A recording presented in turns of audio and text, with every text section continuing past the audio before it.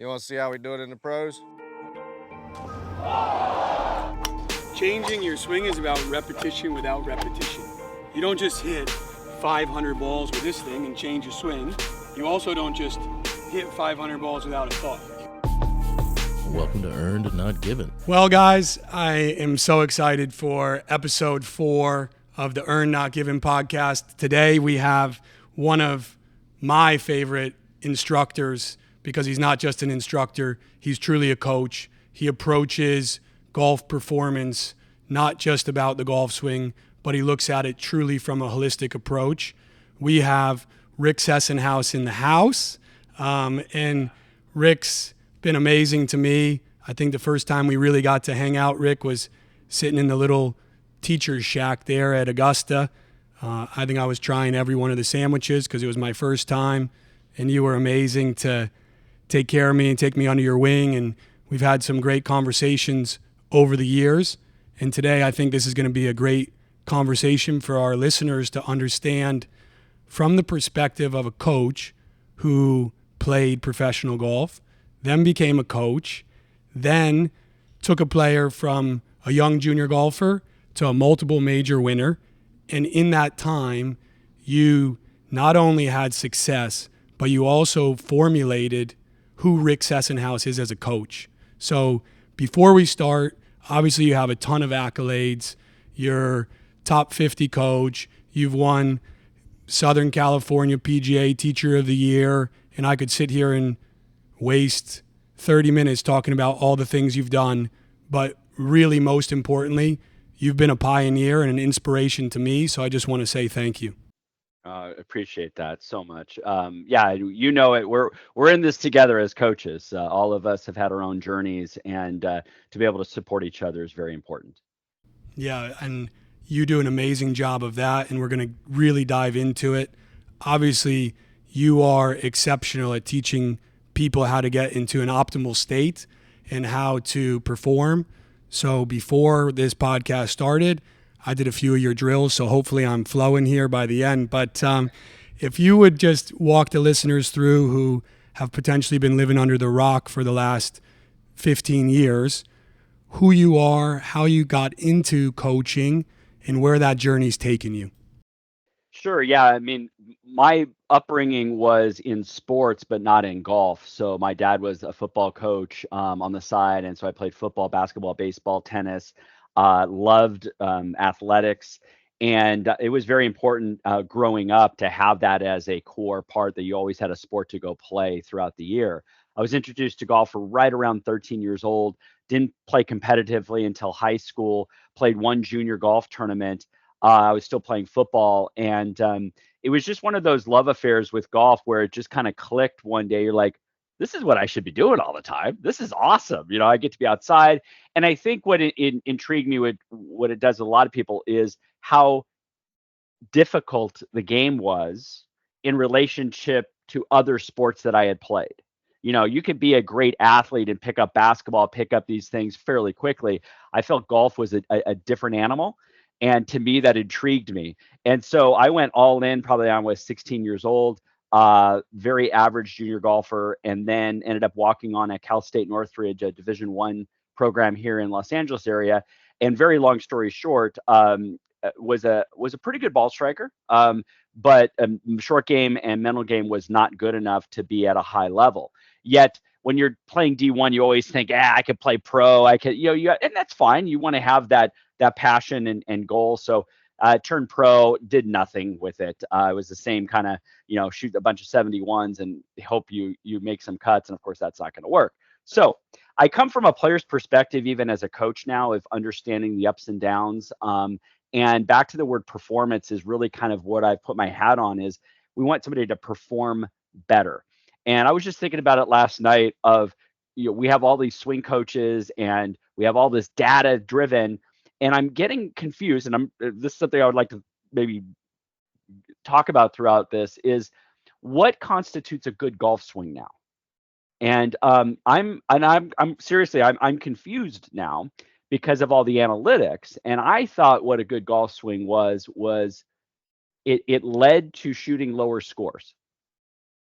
I don't know. That's just me. I thought that the lower the score you shot, the you were considered a better golfer. Part of that was controlling your ball, not only dispersion right or left, but also having good distance control and hitting different shots when it mattered.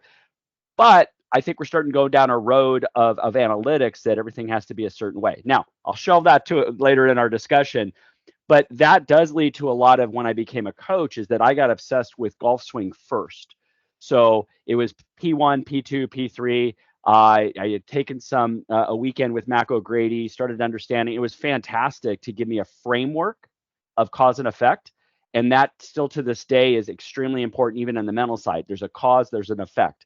The coach who has the most experience can drill down the true cause quicker than a beginner coach was. And a beginner coach, I was just trying anything that stuck, right? And some lessons worked, some lessons was a train wreck, right? But as I started understanding cause and effect from relationships with golf swing and where the club was and the club face, I got better, and it comes with repetitions. I was very, very fortunate to start my coaching career as an independent contractor and build my own business. And I could coach at any time. I could give free lessons. I could do, and that was really good from a standpoint of, yes, I made mistakes, but I was a full-time instructor. I wasn't in the shop. I wasn't doing those things because I just loved helping people. So being around golf, helping people was the combination. And at first it was definitely golf swing. It was definitely obsessed with cause and effect of what the ball flight was doing. And this is, again, well before we had TrackMans and full swings and all those type of things. We're barely using camcorders at that time for video. So, so that's the start of the coaching. And I know we'll get into some other major parts of these last 30 years as a journey. But I would say the first 5 years was a lot of golf swing, 40 hours a week at the end of a driving range at a public golf course here in Glendale, California. Got to hone the craft a little bit. But early on, I loved coaching golf on the golf course. This is where I felt was a disconnect in golf. I played all these other sports, and we never practiced it outside of the field of play, which I always thought was interesting. So football, I was a quarterback. We practiced plays. We practiced scenarios. You got 2 timeouts with one, and you were on a football field. You were playing football. And golf was always a weird disconnect for me. It's like, we're practicing golf in a different environment. Okay. And that's supposed to translate. So I always had a challenge with that, and I still to this day. And so I was able to, at this golf course, be able to take people on the golf course. And I loved it as a coach. They loved it as players. And I think it then went into the next part of my instruction, which was the mental side of the game. We'll just generally say mental game, even though to me, it's all about performance. And I knew I needed it in college, and I was a hothead. So I was very frustrated, very angry on the golf course when I didn't meet my expectations. I honestly didn't know how to prep for a tournament. And back then, again, this is 35 years ago, you had a few mental game guys out there. I saw one of them, great guy, but the information was just a little bit too generic. It was take a breath and have positive thinking and forget about it. And that just didn't gel with me because it's hard to forget about when you just hit it in somebody's backyard and they double. So I wanted to be able to go, okay, there's got to be some skills there. So went down the rabbit hole, went back to school, got a master's and doctorate in applied sports psychology, wrote a book.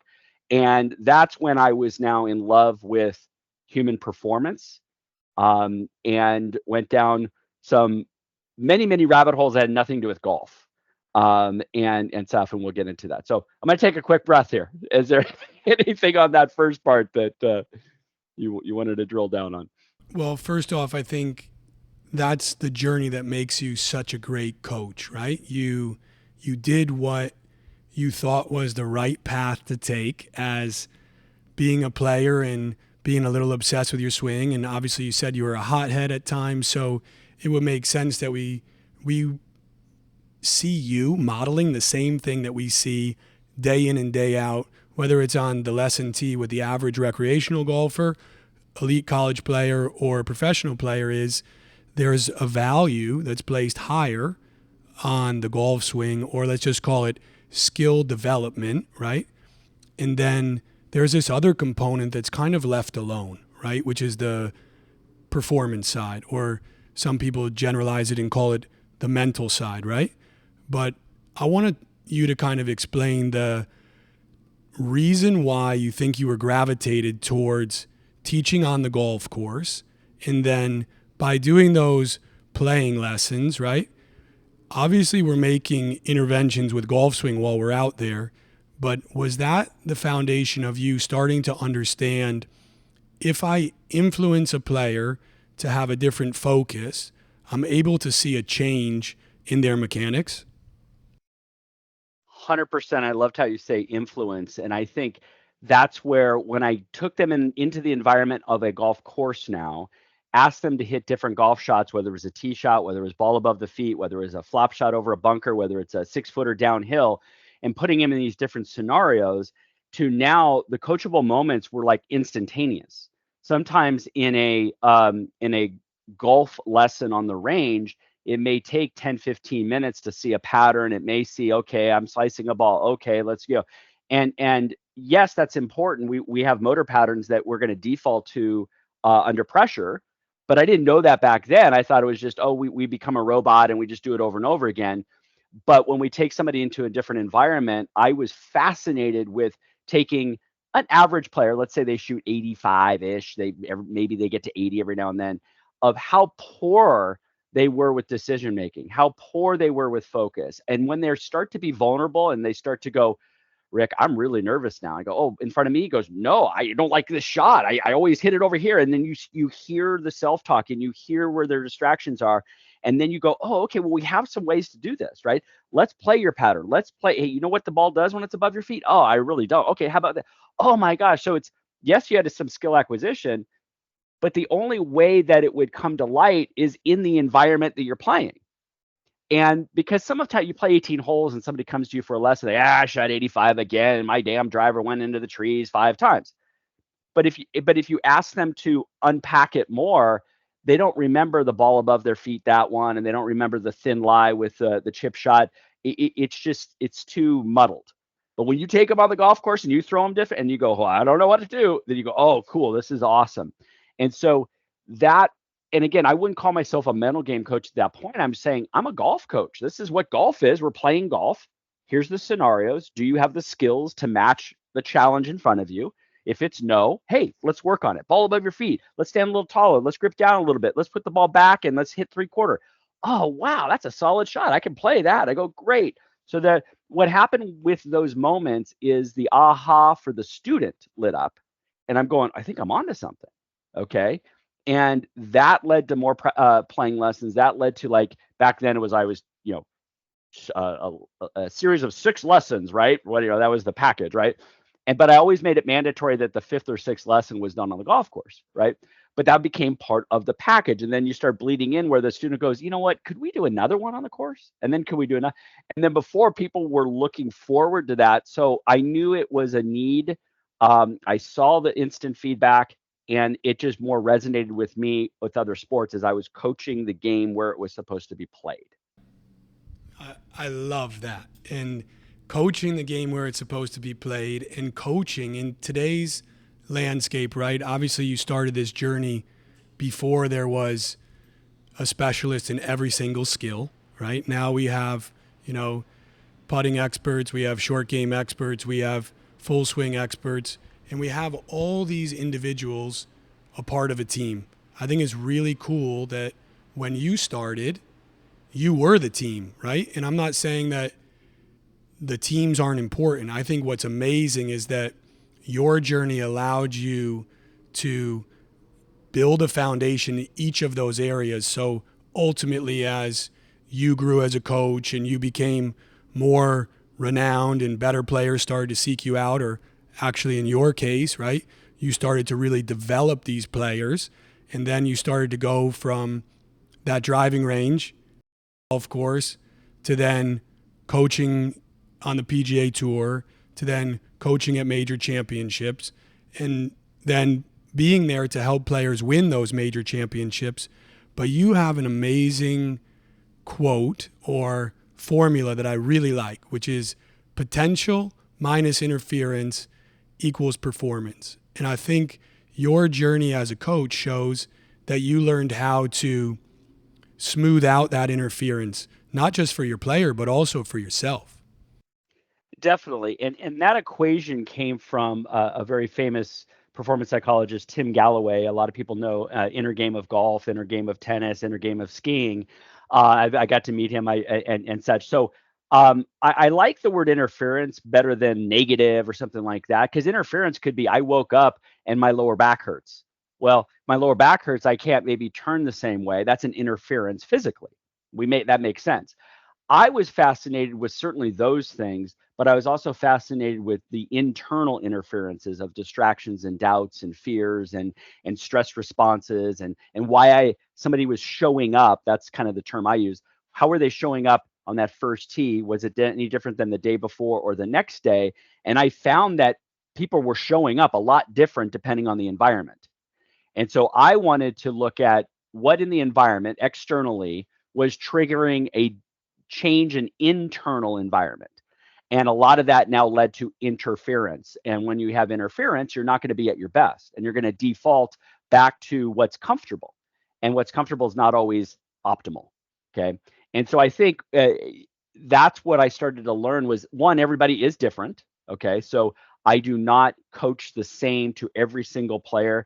I've studied personality styles. I've studied learning styles, all those type of things. And everybody is different. So you used the word development earlier, which I'm proud of, is that I look at myself as a coach who likes to develop players. Rarely do I ever see somebody for a 1-hour session and never see him again. This is even 15 years ago. It was a relationship, right? You know this. We build relationships. The student trusts you, and you're there to help them along this journey. And developing, I started to zero in. And I know we'll talk about my identity as a coach. I started zeroing in on who do I want to help the most? And it happened to be junior golfers. Okay. And why junior golfers? Because I feel, one, they had less baggage. Okay. Mental and emotional baggage. They usually are more curious to learn. And I like having fun and competing and those type of things. I'm a kid at heart. So it was kind of like a win-win. And so when I started seeing more and more better junior golfers throughout the years, I knew that was my fit. And then so happens, meeting Colin Morikawa when he was 8 years old, and him and his dad coming to me at the end of a driving range and saying, oh, Colin's taking some group lessons, but we feel he's ready for some one-on-one, and we heard about you and stuff. And then I go, oh, great. And I always joke. I said, I see him hit a few balls. I go, you bet I'll work with him. He already had a very natural athletic golf swing at the age of 8. And whether it was him or I was fortunate to work with a lot of very good junior golfers, and to see again, the word development, that some of it was swing, some of it was helping them get a physical assessment, getting properly fit equipment.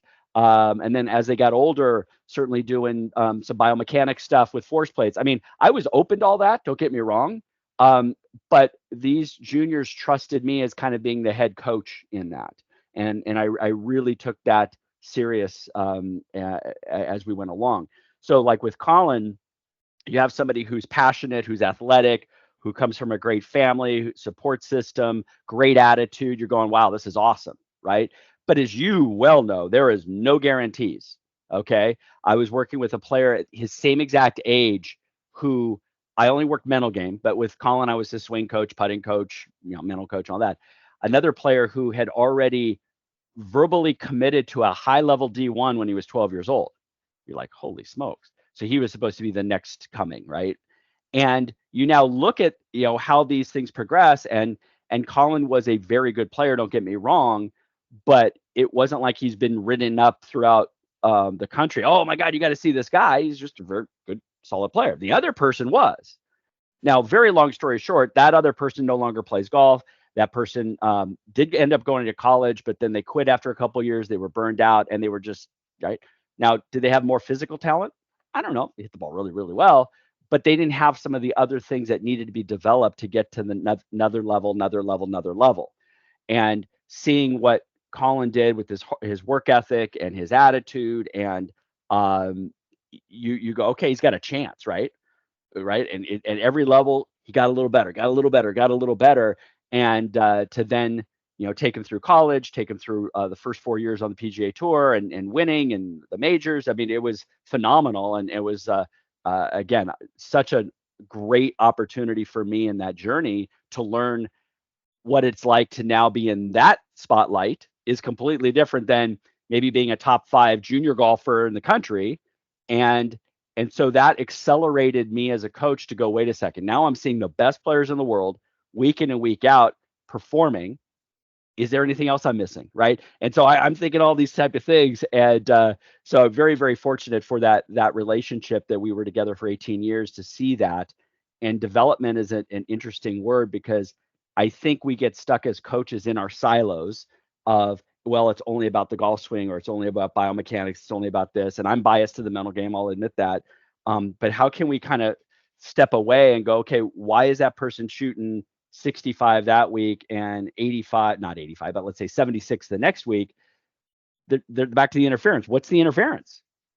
And I think in this day and age, we go immediately to 3D and biomechanics, and oh, this is off 2 degrees, and might be, or their sleep patterns suck, and they're stressed, and they've got an issue with their spouse, and they're having a hard time focusing on this type of golf course because it doesn't fit their. I mean, the list goes on and on of the things that affect performance.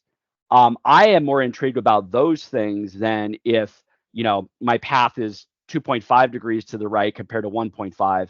I know that affects ball flight, everybody, but that did not intrigue me as much as I got older. What intrigued me is about the person and about that, back to that interference. What's their internal environment, their focus, their emotions? How is that getting affected by their environment that they're in externally? So again, I can go down some other rabbit holes on that, but it's been an awesome journey, and I keep learning, and that's back to learning from the player. I felt like as a coach, first 5 years I was telling somebody what to do, and then it became asking better questions, learning from them. I had 3 playing lessons yesterday, and I was always, this one woman hits this great golf shot. I said, "What were you thinking? What were you feeling? What were you doing?" Right? Well, I kept it very simple. I said, patient and turn. I go, great. Now we've got something to work with, right? So I was trying to get her awareness of what she was experiencing in that moment will help her move on, instead of me saying, you need to focus like this, and you need to visualize like this, and you need to do this breathing pattern, which I could have done early in my career because I thought it was very formulaic. But people have so many variables that's going on. So listen to the student, ask questions instead of just spew information, which I used to do all the time. Yeah, and I love that. Your journey is incredible, right? And for people that just need to go and look at the track record that you guys had together is remarkable, right? But more remarkable than all the outcomes that you guys had, I think the friendship and the role that you played, not just as instructor, but as that cultivator of the environment, is amazing, right? And so you talked about a few things early on. One of the things you said is you were a hothead. Obviously, knowing that helped formed your identity as a coach, right? Because that we always want to help players kind of overcome some of the things that limited us. So if this is a player listening or a parent listening who has son or daughter that is a hothead or tends to be a little bit too outcome focused, or ultimately maybe that interference limits their performance, what are some tangible things that you think you coached your players, or you now are coaching future players to avoid that? Sure. And again, getting into coaching, you project what I needed to work on in the first place, right? Because that's only my own experience. Oh, I'm a hothead, thus most people should be hotheads. Not necessarily. They have different emotional reactions to outcomes. I just happen to be what we call higher on the scale of intensity. Okay. So anger, frustration was where I went to. I have other players, we call it tanking, right? They are almost like feeling worthless and the energy's down, and they finish the round of golf, but by no means are they engaged in it, right? They've mentally quit. So there's different intensity levels. So when we look at emotional response, it's interesting because golf is an individual sport, and there's actually a lot more time in between shots, yet I don't think anybody uses it productively. Okay. So let me backtrack real quick. So I grew up in other sports. Football, I make a mistake. The next play, I can run out some of that energy, right? I have some physical outlet. I could hit somebody. I can get hit, right? The emotions can actually feed maybe running faster, right? And stuff like that. So sometimes it can feed.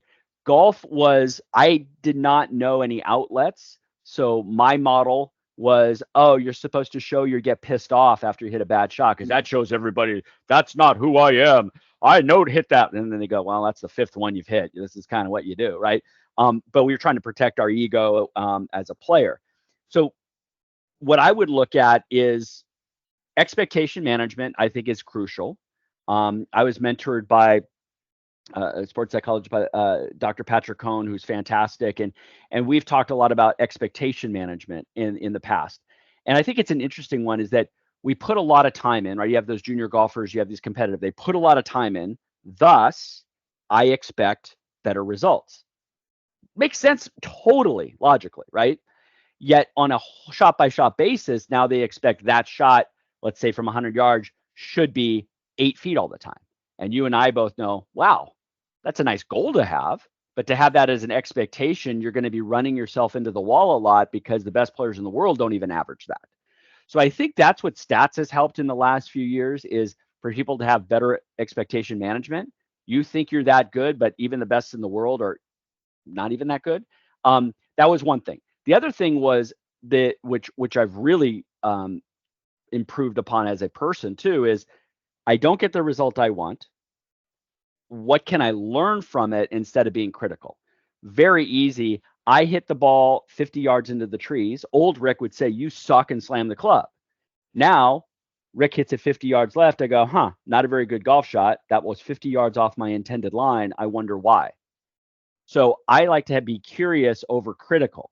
I'm curious why that went there instead of you suck, Rick, and I'm in my head and I'm just blaming myself instead of saying there is a reason, but most people will just blame golf swing. I shut the face. True, it did. I'm not going to argue against physics, everybody, but I forgot to tell you there was water on the right that I dumped it in yesterday. My last thought was don't go right. And under stress, my default is to get quicker. Fight or flight, I tend to get the hell out of there and I get underplanned and I flip it. So yes, there's a physical cause why it went left, but my interference was the fear of going into that water. And if that wasn't dealt with, I'm going to keep making that same mistake on that particular environment again. So I want players to manage expectations. I want them to also in a post-shot routine, look at shots in a curious manner instead of critical and judgmental. I think when this is again, 25, 30, 35 years ago, when there were some mental game coaches that would say, just forget about it. And I get why they're saying that, but I think it's impossible. So if I have something that triggers an emotion, I am not going to forget about it. Oh, just forget about it. No, this matters. This is important to me. I need a way to now process that. And that's where, I'm not saying I invented the post-shot routine, but I've definitely talked about it for the last 25 years that rarely is talked about is what do I want to, how do I choose to respond to the shot instead of react? It's very easy to react. Hit bad shot, slam club, you suck. I did that a lot. Now it's hit shot, observe it. That wasn't my intended shot. I wonder why it went that way. Oh, maybe the wind was here. I don't know. But I want the feedback loop. How quickly can I learn so I don't make that mistake again and I can make adjustments? So I think, and we'll get into parents here in a moment, I think parents also have to have reasonable expectations. And when I work with parents, I said, you as a parent, I have 3 kids. You have every right to be hard on your child when it comes to behavior. If your son or daughter is slamming clubs, if they're saying swear words out loud, if they're disrespecting rules officials, if their etiquette is bad, you have every right to get at them. Totally get it. But when they 3-putt 18 and they come off and you just how could you do that? How could you? Good luck with that. Okay. Because now you're going to get the junior golfer, that son or daughter is going to be in a fear mindset because they don't want to make a mistake, but God forbid they don't want the reaction that they know they're going to get if they make a mistake. So now they become more and more fear-based, and that gets them in the way. So parents out there, your kid is constantly vibing your energy and hearing that. Parents, you probably have unrealistic expectations to begin with, and you coming off a golf course need to ask better questions. So again, very, very fortunate when Colin was growing up, having two fantastic parents who were there to support him, but we're always like, Rick, we just want to support. He loves this game. We just want to, passionate. We want to make sure he works hard. If he says that's the goal, great, we'll help him work. But they never got mad at me as a coach. Like, why did Colin shoot 76? No. Never. They just want to foster their son to enjoy the game. They saw that. They saw the joy it brought to them. They go, man, we're going to do whatever we can to do that. Now, that's rare because now the carrot of college scholarships and all that stuff is happening earlier and earlier. Rankings are now important. Well, they think it's important at 12, 13, which is ridiculous. And their concept of who the best 12-year-old rarely equates into who the best player is when they're 25 years old. Okay. That's back to development. Okay.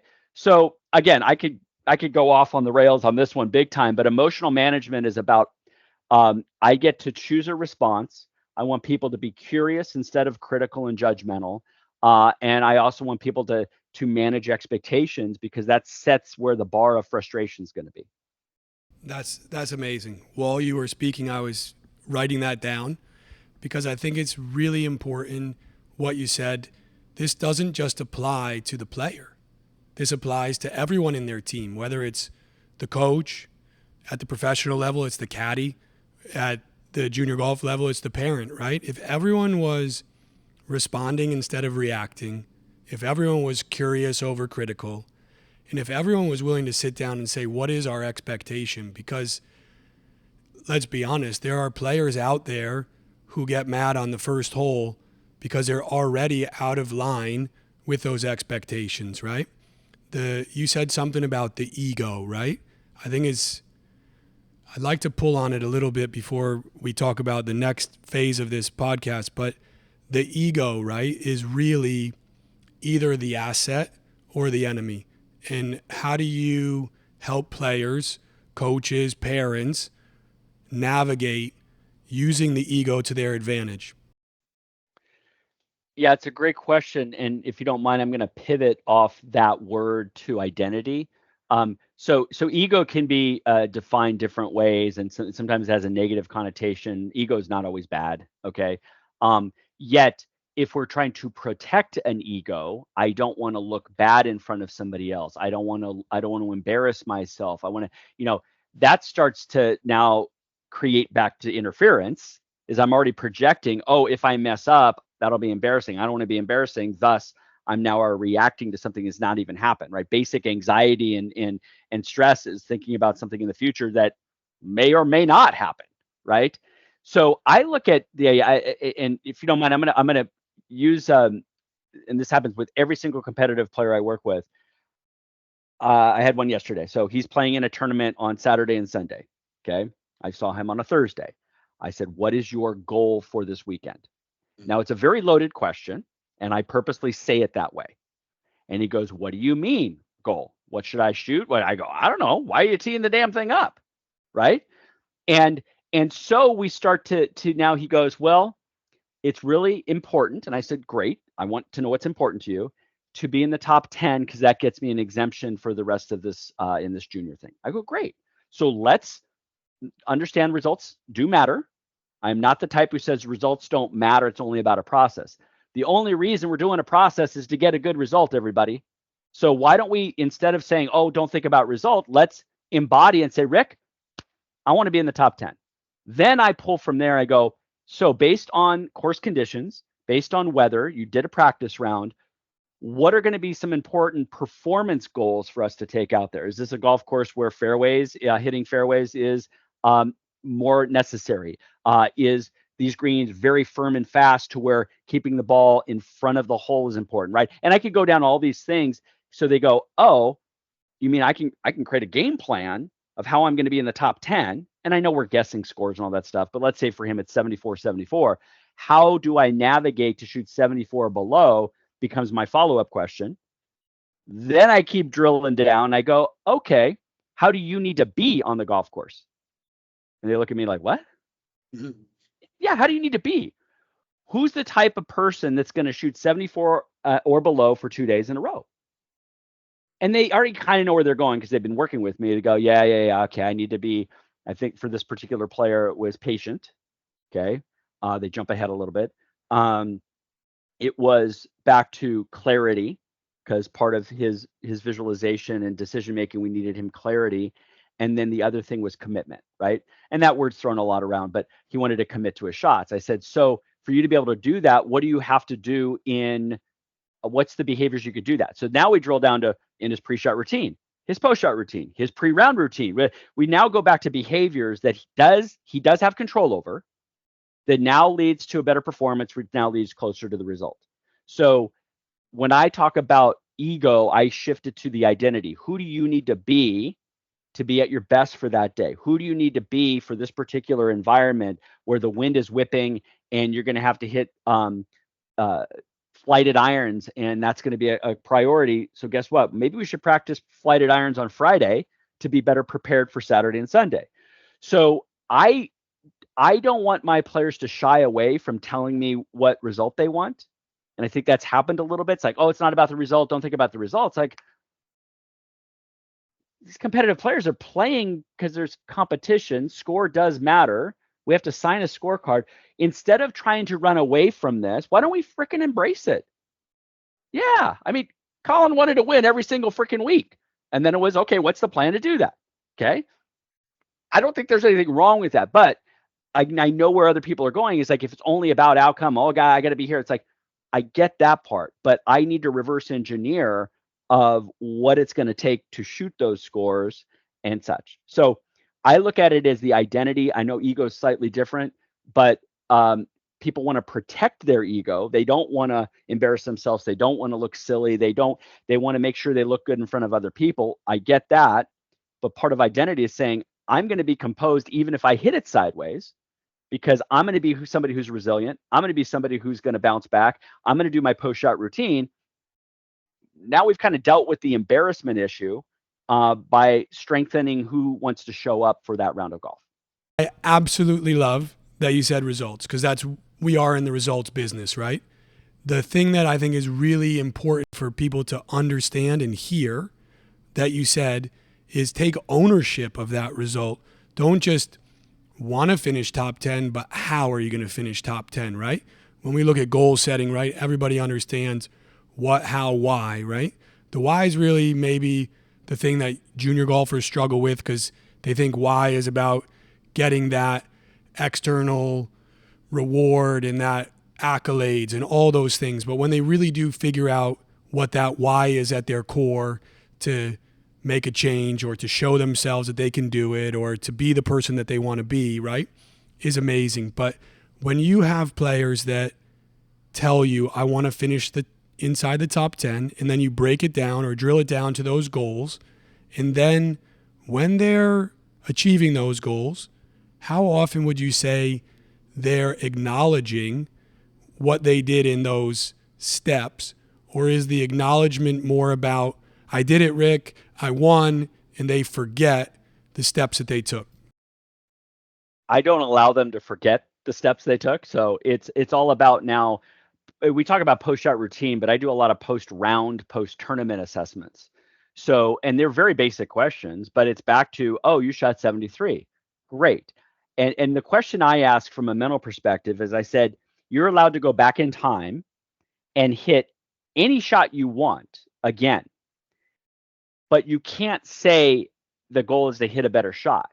Was there any shot in those 73 that was a decision you wish you did something different, you lack of commitment, you were distracted, you had interference, and you did nothing about it during the play, and you wish you had that shot back, that mental mulligan?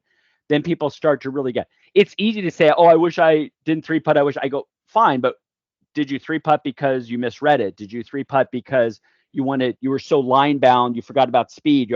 Now I go into, we want to now extract from the result what happened. So I don't allow anybody, whether it's good, bad, or indifferent, to not assess the mental side, the performance side, because I think there's clues within that. So let's say the front 9, they shoot 2 under, and the back 9, they shoot 4 over. There's clues that may occur that were performance-based, interference-based, state-based. I want to know, and I want them to start going, yeah, I was 2 under. My God, everything was, I had this crystal clear game plan. Man, I was feeling good. I make the turn. I look, I'm 2 under. Holy crap, don't screw this up, right? And now they're more aware of where their mind is going. They're aware they're getting a little tighter. They're getting aware they're becoming more conservative with their lines. To me, that's the magic. And I tell junior golfers, I said, I want you to make as many mistakes as possible from the age of 13 to 17. They look at me, what do you mean? I go, well, when you're in college and you're going beyond, let's get all those mistakes done and learn from them. Then as it gets higher and higher up, you're a refined player who your golf IQ is higher. You're less reactionary because you've made mistakes and you've learned. So yeah, I don't allow anybody to not assess their tournaments. And sometimes it's very simple, everybody. It's like a 3-minute conversation. Hey, tell me what you did well. What did we learn, and what do we need to work on? Pretty simple. But most people are wired to what went wrong. And even if it was good, like, yeah, I hit the ball really well today, and that's why I shot 71. Awesome. Why do you think you hit the ball so well? How were your swing thoughts?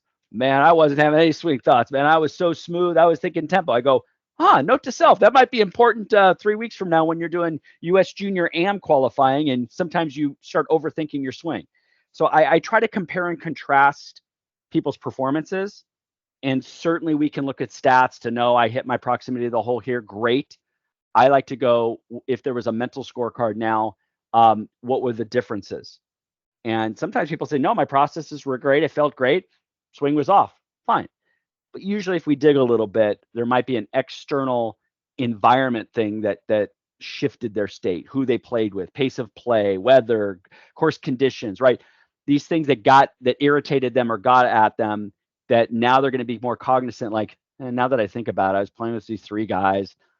They couldn't shut up there. And you start seeing that now they go back and go, wow, that did bother me. And I didn't have a strategy to deal with it. That's where I come in. Okay, we learn that strategy next time. What are we going to do? And that to me is the fun part of coaching. Yeah, that's amazing. And you used the word state quite a few times. And I know it's at the foundation of what you do. Some players, they listen to that and they don't really even understand necessarily what you mean by state, or probably more importantly, they're not aware of how to manage their state or ultimately how to move their state when they're 3-4 under through the first 3 holes, or they're 3-4 over. And so if you could just pull on, how do we manage our state? And then more importantly, how do we redirect our state to that optimal level? Wonderful. So I'm going to backtrack a little bit and go with definitions. So whenever I work with somebody purely on the mental game, I still do a little swing stuff. I still do, but mental game coaching for me, I ask 3 basic questions. I've said this many, many times, anybody who's seen me in person. First one, is the mental game of golf important? Everybody raises hand up. Yes, Rick. Oh my gosh, it's so important. Awesome. Second, do you currently train the mental game? Maybe 10% will raise the hand and say, yeah, I do something. Great. But you have now 90% who don't do anything or don't formally train it. We have a gap now. Okay. That's my opening as a coach to say, great, we have some stuff. You said it's important. You're not really training it formally. So why don't we create a plan on that? So the third question is really back to what we're going to talk about now is, in order to train something, you have to define what it is in the first place. And so the mental game, I asked somebody, so what is the mental game? What are we actually training? And you get all kinds of different answers. You get everything from positive thinking to visualization and that's all true. Those are part of the mental game. But just as a coach, I want to make sure we're on the same page. I define the mental game as optimizing our state. Mentally, what am I thinking about? Emotionally, what am I feeling? And then ultimately my physical body, will react to those thoughts and emotions. So the state I'm in will affect grip pressure. It will affect timing. It will affect sequencing. It will affect decision making. It will affect focus. And so I want to now have the buy-in is that, hey, Zach, you and I are going to work on optimizing your state. When you're at your best, what are you thinking, feeling, and doing? And it could be very simple. Yet, what are some of those interferences? Oh, Rick, I'm a hothead. I get so pissed off, and then I get frustrated, and then the next hole I make another bogey because I make a risky decision. So now we know state, okay, will affect performance. It'll affect our focus. So if I'm distracted, okay, that is a form of cognitive state. What am I thinking about? What am I focusing on? It starts with that, by the way. Then we get into emotions. I'm on the first tee and I got paired with these guys. I don't like them. I can't believe I get to play. I'm playing with them again. Now we have an emotional reaction. That emotional reaction makes the golf swing a little tighter. Yet we blame the golf swing for the ball to go way to the right when in fact our grip pressure increased because we're still pissed off that we got paired with them. So I'm looking at state management as a way to help people understand mentally what's going on. Now, mentally, again, is usually a lot of the thinking part. There's an emotional aspect to that. And then ultimately, how is my body responding to that? So I look at, and how I've even tried to simplify it is, are you in a state of fear, which is anxiety and stress, fear, or are you in a state of flow, which is optimal experience? I'm fully focused, immersed in the present moment. I have confidence. I believe I can execute the shot that's in front of me. I actually look forward to the opportunity of the shot. There's an interesting one. I actually look forward to hitting the shot. Most people's like, crap, I don't like this shot, right? So state management is super important. So back to now the original question is, awareness of the state you're in is a superpower. Mm-hmm. What am I thinking right now? What am I feeling right now? Okay. I would just after the round go, man, I was a hothead today. Yeah. 15 holes later, you now finally acknowledge that you were frustrated. When I can hit a shot, be frustrated, by the way, that's going to be a human experience, and go, is that going to serve me 2 minutes now when I got to go into the tree line and make a decision? No. Okay, what can I now do, right? Post-shot routine, in between shots, I could look. One that I like to do a lot is what's called expanded awareness. Instead of looking down and spinning in my head, I look up as if I'm looking at a panoramic view of 180 degrees around me, and I'm doing smooth rhythmic breaths to regulate. What am I focusing on? Now I'm not in my head. I'm using breath as a way to center and relax myself. And now I have 2, 3, 4 minutes of walking between my shot. That to me is state management. But nobody does that because they're either thinking, well, you're supposed to get frustrated, which is fine, but they don't now call a timeout on themselves. Should I stay in this state for the next shot? Usually the answer is no, by the way. And then you can maybe have the tools to do it. But the awareness is the first part. I'm aware that I'm in this state. This is not going to be optimal for me to hit this golf shot. Like me hitting a driver off a wide open par 5 and wanting to send it and be like Bryson DeChambeau and just, that's awesome. That's a state, right? And then if you ask somebody to hit a flop shot off a tight lie to a tight hole location, you probably have to have some finesse. You have to have some feel. You have to have some patience. That's a different state too. So I'm intrigued with people. What are they thinking? What are they feeling? And then ultimately, how does that respond in their physical body? And fear to flow, those are two extremes. I get it. Most golfers are in that gray area in between. But if you can start to identify where you're in that gray area, and you want to start going from a little bit more of I'm a little nervous, a little anxious, and I want to go to neutral. I didn't say optimal. What would I do, right? And I could change my focus. I use eyes, I use breath, I use self-talk, I use questions to now refocus on something. I can change my emotions. Like this is triggering fear. Well, when somebody's doing that, they look at the environment as a threat. With flow, we look at it as a challenge. That's a mindset, cognitive reframing. I've looked at it differently now. That will mean something different to me. So again, I could go on and on, but state management starts with being aware of what am I thinking, feeling, and doing. Is this going to serve me on this next shot? If it's yes, go right ahead. If it's no, do I have to change the thinking, the feeling, or the physical part? Now, it usually starts with the thinking. Everybody, we get triggered by an environment of this I don't like, and then emotion comes up. But sometimes you have to be aware of the emotion first to go, where did that come from? Okay. So again, I can go on go different rabbit holes on that. That's amazing. I think you discussed it when we talked about the outcome and the results of leaning into it, acknowledging it, and deciding what you're going to do about it. And that same formula applies to your state management.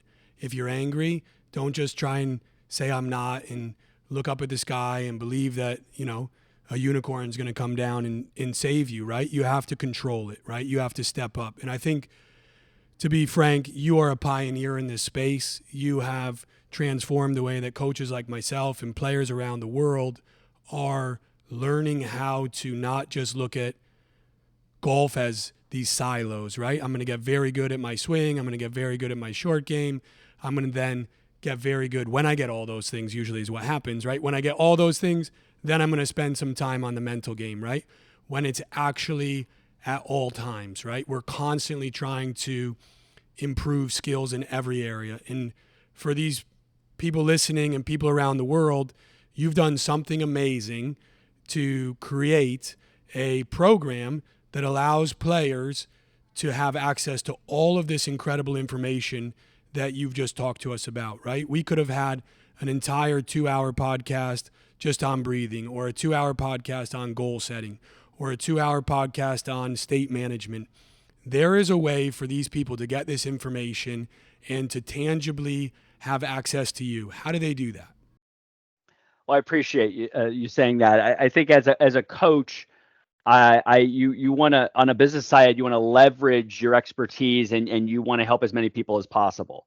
And we now, with the company that I co-founded called Flowcode, we've done that with online portals. We've done it with allowing people to try different breathing rates. I think we have over 40 different breathing rates in there, and guided meditations, but also back to the application of the golf course. I have, I don't know, say about 150 videos on pre-shot routine and what do I do on the golf course. And course, man, I still want to make it golf, right?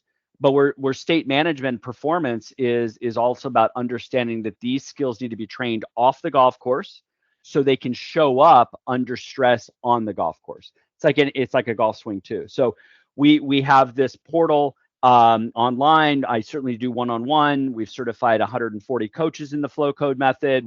But having that access daily, we just started something called Flow Boost, where we have a coach daily putting somebody through a visualization, a breath work or something, because we want to train it. It's a mind gym. We're trying to train the mind and change those habits, make us more focused, make us more calmer, and being able to, again, manage our state. So yes, Flowcode. The golf website is flowcode.golf. We have a bunch of free master classes and stuff for people to understand that a little bit more. But yeah, it's something I'm very passionate about, and we have a junior academy within it because we talk to juniors slightly different than we do other people. But no, I appreciate you allowing me to talk about it.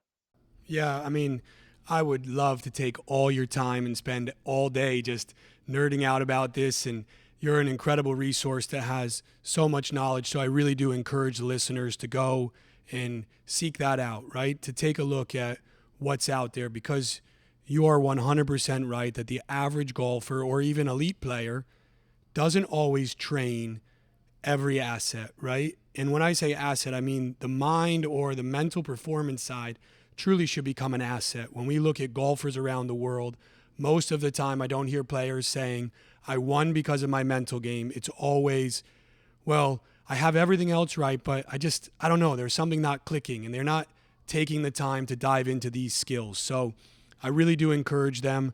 There's a few things that stood out to me, right? Curious over critical, respond over react, expectation management, understanding that it's not the ego, right? It's more the identity and getting to the root cause of that.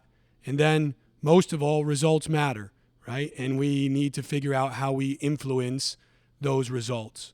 You've been amazing with your time. I'd love to take more, but we we started this podcast with the goal of adding value, and you've just absolutely crushed that. But we also named the podcast Earned Not Given. And I would ask you, when you hear that statement, what does earned not given mean to Rick Sessenhaus? You got to work your ass off. I mean, I love that for many, many reasons. Just where I'm at right now in my own life with growing a business, that sometimes you get hit in the face with something doesn't work out well. And it's like, and so it's not given. And I've been very fortunate that I've had some great opportunities that you could say come my way. But I think a lot of that is because I've put myself out there. I work hard. I've made so many mistakes. And I think that's what's being lost a little bit and this is even with my kids, not to knock on them, but I encourage them to make mistakes, but they want to stay in a comfort zone. They want to stay. It's like, well, this is fine. I go, yeah, but this fine is not going to be even close to fine or good enough 5 years from now. I mean, our environment is changing in golf. The players are getting more athletic. They're getting better trained. So we have to work hard, whatever that means to you. In flow, we talk about intrinsic motivations over extrinsic motivation. I can have a goal, but I am passionate about what I do. And so that purpose helps me work hard because I'm aligned with, I am adding, like you said, adding value to me is helping as many people as possible.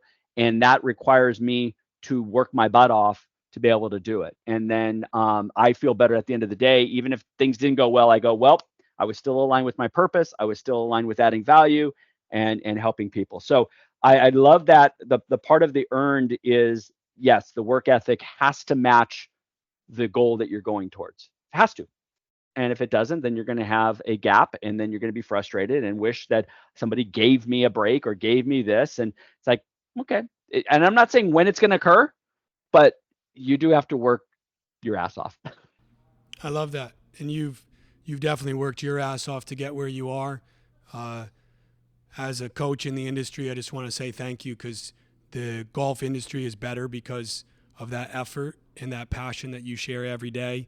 And I can't thank you enough for being someone that inspires me every day and makes me a better coach. So you're so gracious with your time, but most of all, you're gracious with your passion. And you inspire me and hopefully you inspire everyone listening. So on behalf of everyone, thank you for your time and thank you for what you've done for the game of golf. Thank you very much. Appreciate that. You want to see how we do it in the pros? Changing your swing is about repetition without repetition. You don't just hit 500 balls with this thing and change your swing. You also don't just hit 500 balls without a thought. Welcome to Earned Not Given.